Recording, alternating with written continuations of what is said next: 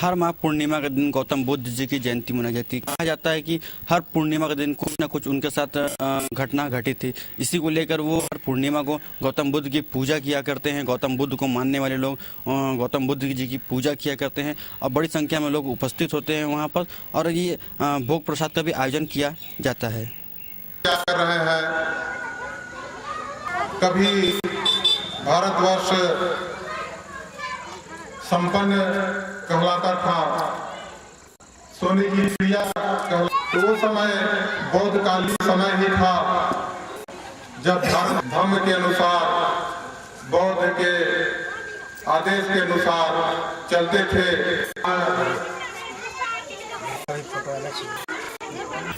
जो भगवान गौतम बुद्ध के जीवन में प्रत्येक पूर्णिमा को कोई ना कोई घटना घटा है। जैसे आपका बैसाख पूर्णिमा में उनका जन्म हुआ था, बैसाख पूर्णिमा में ही उनको शिक्षा प्राप्त हुआ था और बैसाख पूर्णिमा में ही उनका परिनिर्वाण हुआ था।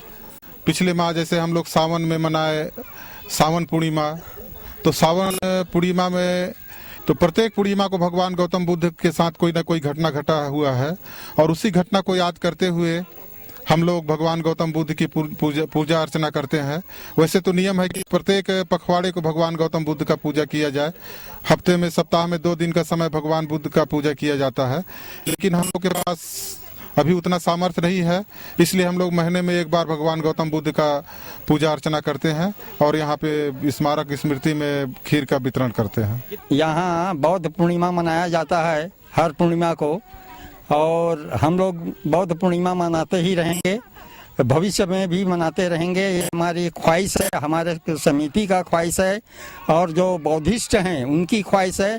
और मैं चिरमिरी एरिया वालों को गुजारिश करूंगा, जो बौद्धिस्ट हैं, अम्बेडकरवादी हैं, वो हमेशा यहाँ आए, उनकी स्वागत करता हूँ मैं और उनका आभार व्यक्त करता हूँ। जो गुरु पूर्णिमा माने हैं बौद्ध जी का, तो उसमें खीर का वितरण किया जाता है हमेशा। जो गौतम बुद्ध का नियम है उसके आधार पे हम लोग पूजा करते हैं, पूजा अर्चना करते हैं और खीर वितरण करते हैं प्रसाद के रूप में। चिरमिरी के छोटा बाजार में उड़िया समाज के द्वारा गणेश जी की प्रतिमा का स्थापना किया गया था। पूरे दिन भक्तिमय माहौल में पूजा पाठ के दौरान पूरा उड़ीसा परिवार के द्वारा उड़िया समाज के विधि विधान के तहत पूरा इस कार्यक्रम का आयोजन हुआ और इसके बाद ही विसर्जन की प्रक्रिया में भी पूरे महिलाओं समेत पूरे बूढ़े बच्चे सभी शामिल हुए। हम आपको बता दें, इस गणेश प्रतिमा के विसर्जन की खास बात यह रही कि उड़ीसा के रीति रिवाज, उड़ीसा के जो विधि विधान है, इसको लेके ही गणेश जी की प्रतिमा का स्थापना किया गया था और विसर्जन में भी उसी तरह की प्रक्रिया अपनाई गई। हम आपको बता दें, इस विसर्जन में महिलाएं नाचती नजर आई, जबकि इस और भी क्षेत्र में और भी गणेश जी की प्रतिमाएं स्थापित की गई थी जहां महिलाओं के द्वारा विसर्जन में भाग नहीं लिया जाता है, लेकिन यहाँ पर उड़ीसा समाज के द्वारा महिलाएं भी उस विसर्जन में भाग ली और पूरे भक्तिमय माहौल में गणेश जी की प्रतिमा का विसर्जन किया और यह कहा गया कि गणपति बप्पा अगले बरस तू जल्दी आ।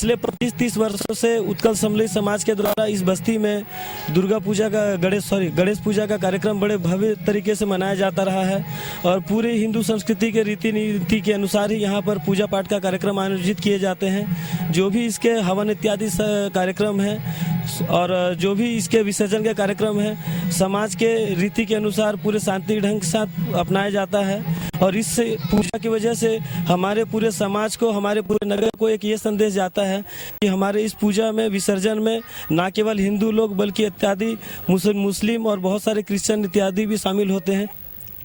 मानव अधिकार क्या है, इसके बारे में बताने के लिए हल्दीबाड़ी के सनिचरी बाजार में एक मंच का आयोजन किया गया, जहां पर मध्य प्रदेश से मानव अधिकार एसोसिएशन के पद अधिकारी मध्य प्रदेश से पधारे हुए थे और उन सभी लोगों ने बताया कि मानव अधिकार क्या है। हम आपको बता दें, मध्य प्रदेश से आए हुए मध्य प्रदेश के प्रभारी, मानव अधिकार के प्रभारी, उन्होंने जब पत्रकारों से बात की तो उन्होंने ये बताया कि मानव का अधिकार क्या होता है, उन्हें अपने अधिकारों के लिए लड़ना चाहिए। मानवाधिकार से संबंधित हम लोग पहले तो इसका जब सदस्यता अभियान हो जाता है तो हम लोग ट्रेनिंग देते हैं कि मानवाधिकार क्या है, क्यों करें, लाभ क्या और कैसे करें।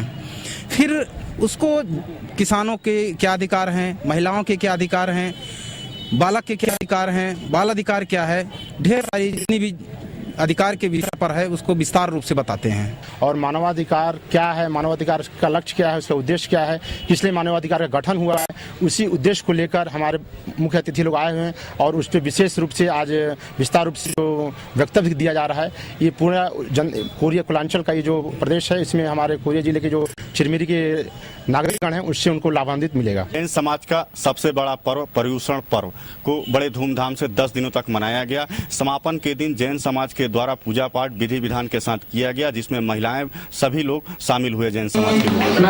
इसके साथ ही रैली निकालकर एक भक्तिमय माहौल में इसे कार्यक्रम का आयोजन किया गया। इस पर्व को मनाया गया। इस पर्व को मनाने के लिए जैन समाज के द्वारा पूरे 1 वर्ष इंतजार किया जाता है और 1 वर्ष के इंतजार के बाद पूरे भक्तिमय माहौल में 10 दिन जैन समाज के द्वारा बीतता है।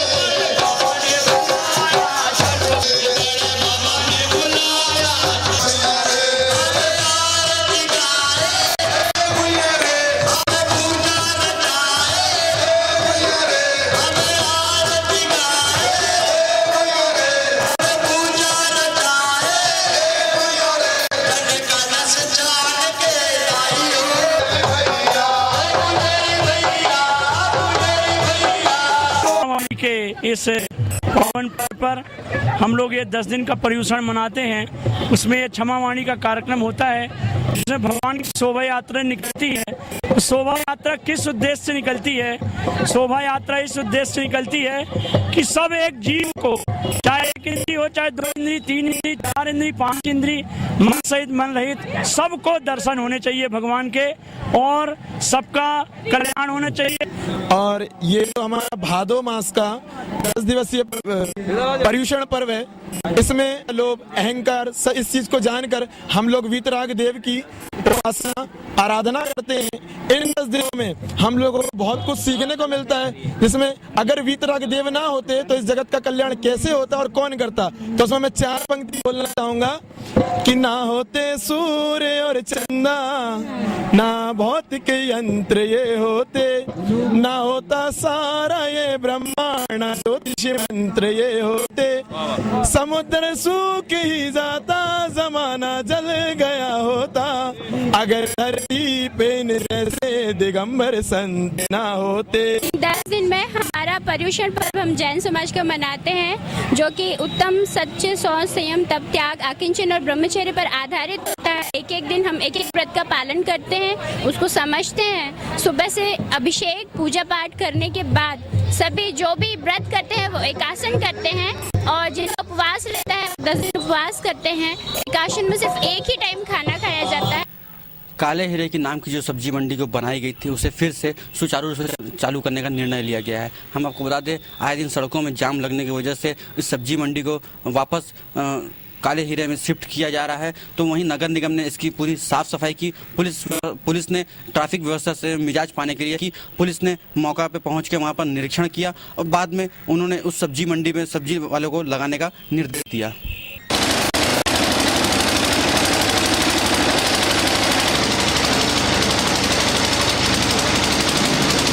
नगर पालिक निगम चिरमिरी के स्टाफ और थाना चिरमिरी के स्टाफ के द्वारा सनिचरी बाजार में तरतीब ढंग से लगे हुए सब्जी वालों को काला हीरा बाजार में शिफ्टिंग करने का काम युद्ध स्तर से किया जा रहा है। आज इसी तारतम्य में यहाँ काला हीरा मार्केट को साफ कराया गया है, जल व्यवस्था की गई है और पुलिस के द्वारा जो सब्जी वाले हैं उनको समझाइश दिया गया है कि अगले सप्ताह से यहाँ पे निश्चित समय पे अपने मतलब सब्जी वगैरह को यहाँ पे आके लगाएं और वहाँ पे बेतरतीब यातायात व्यवस्था के कारण आम लोगों को दिक्कतों का सामना करना पड़ता है, इससे मुक्ति मिलेगी। तो मैं क्या पहल की गई थी इसके बारे में मेरे को जानकारी नहीं है, लेकिन अभी वर्तमान में हम लोगों के द्वारा सब्जी वालों को संतुष्ट करके और उनको समझाइश देकर के यहाँ पे शिफ्टिंग कराएंगे हम लोग और उनकी क्या क्या शिकायतें हैं, क्या समस्याएं हैं, उनको नगर निगम अमले तक पहुँचाएंगे।